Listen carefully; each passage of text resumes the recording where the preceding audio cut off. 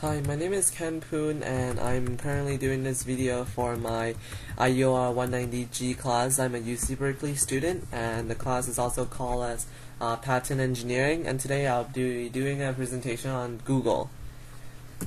And so first of all, I'm going to give you a brief description of what this video is about. So recently, the US Justice Department, I believe yesterday, said that they would clear Google's $12.5 billion acquisition of Motorola Mobility as early as next week.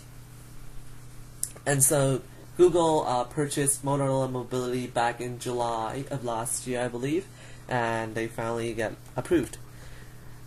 And so why did Google purchase Motorola Mobility? So if we look at this chart right here, it's clear that that Google didn't purchase Motorola based on how great the company is doing. Looking at this net profit as well as the operating profit, we can see that for the fourth quarter of 2011, it's really not doing so well. It's not rising to the revenue, and so we can see that Google is not really purchasing Motorola Mobility for its company's net worth or for its company's profit, because it's really not doing so well. Well then, why did Google purchase Motorola in the first place? Well, if we look at this estimated patent arsenals, we can see that Google only has about 760 US patents, while Motorola has 17,500 patents. That is really a lot of patents, and Google, as we can see now, Google really purchased Motorola for its patent portfolio. And so what the critics out there is saying that Google needs those patents because it is fighting a war. And this war, as many would describe, is the Cold War or the smartphone Cold War, or however they want to say it.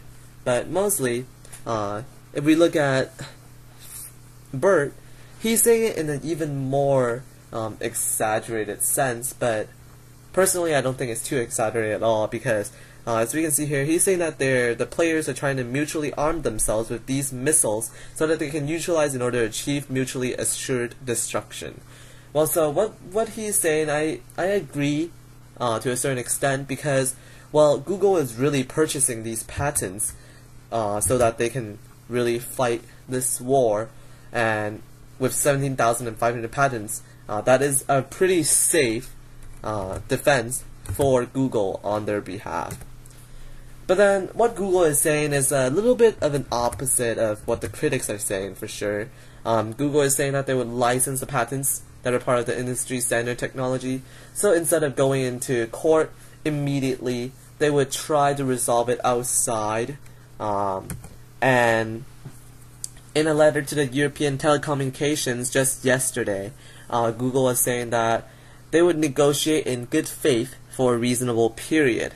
And so what Google is saying, that as long as both parties that are not going to go to court or try to ban on the use of the technology for each other, then they would just try to negotiate outside, preventing these patent law issue from arising, and that they're trying to seek a royalty fee of a maximum of 2.25% of the net selling price of each product, which in a way this is going to help Google make money as well, just like how we saw last week videos that Microsoft is using these licensing fees to make a bunch out of the other companies.